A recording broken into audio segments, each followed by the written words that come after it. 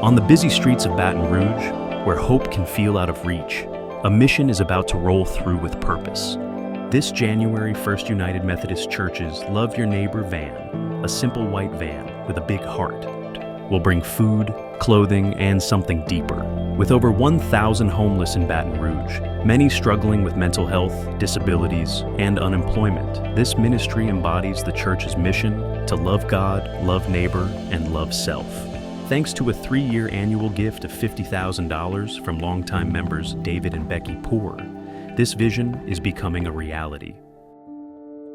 I have always struggled with what do we do when I see someone on the streets? I mean, I've been told not to give money directly. Maybe I give a man a bag throughout the years, but there's always that fear of what do I do? And one day I came home and I told David about this story. I was working downtown. I went to McDonald's for lunch, and there was a man outside that said he was hungry. And so normally I would maybe go in and buy some food and give him some food. But something made me, I'm going to say it was God now, God made me say, why don't you come in and let's have lunch together? His name was Jack, and we sat in that McDonald's on Government Street, and we had lunch together, and he told me his story about how he was from California, and he had come here thinking that life would be better, and he'd have a better start, or a fresher start, and when he got here, after being here for months, he realized there was no way for him to get out of the system, the homeless system. He felt like there wasn't infrastructure. And that really moved me so much that I came home and shared that with David, but I still didn't know what to do with it. All I knew is that relational experience moved me beyond the ordinary. And we left it at that for a while. We can't come to church on a Sunday morning without passing someone who is, on one of the corners by the interstate.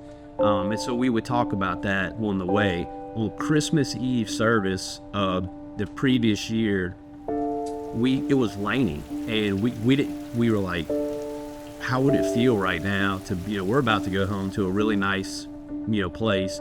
How would it feel right now on Christmas Eve to be homeless and being rained on? It felt terrible.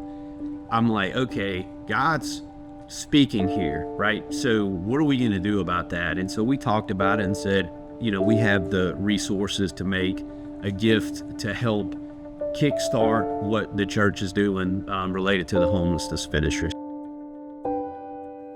A chance to give back is valuable to me.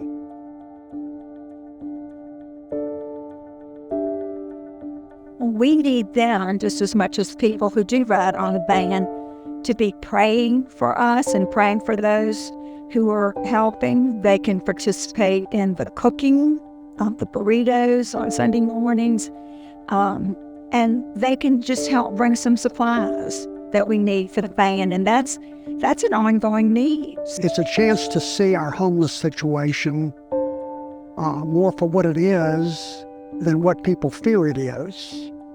And that is reward to me.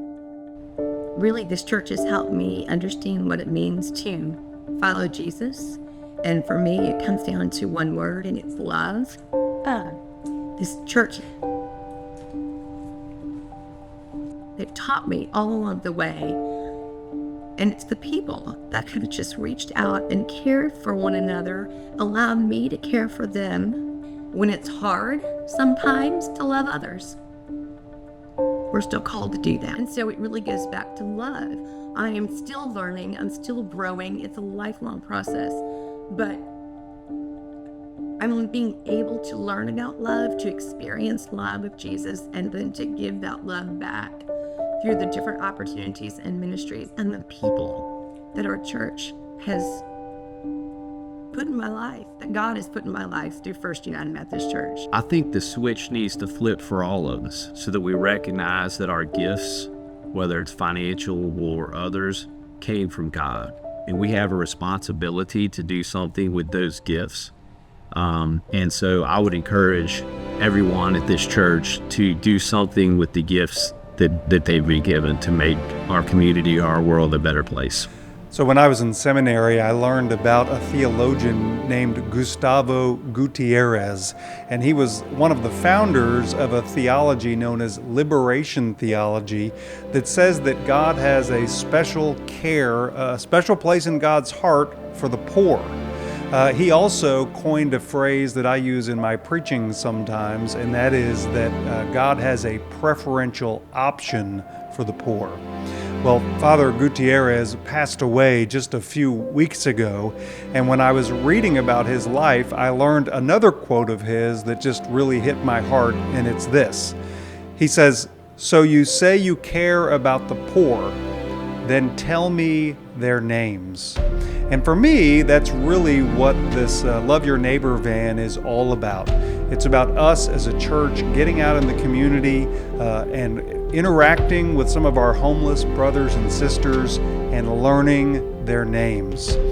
It's our privilege to be able to go to them, to share the love of Christ with them, and to let them know that God loves them and we love them. So again, I want you to think about that statement. So you say you care about the poor, then tell me their names.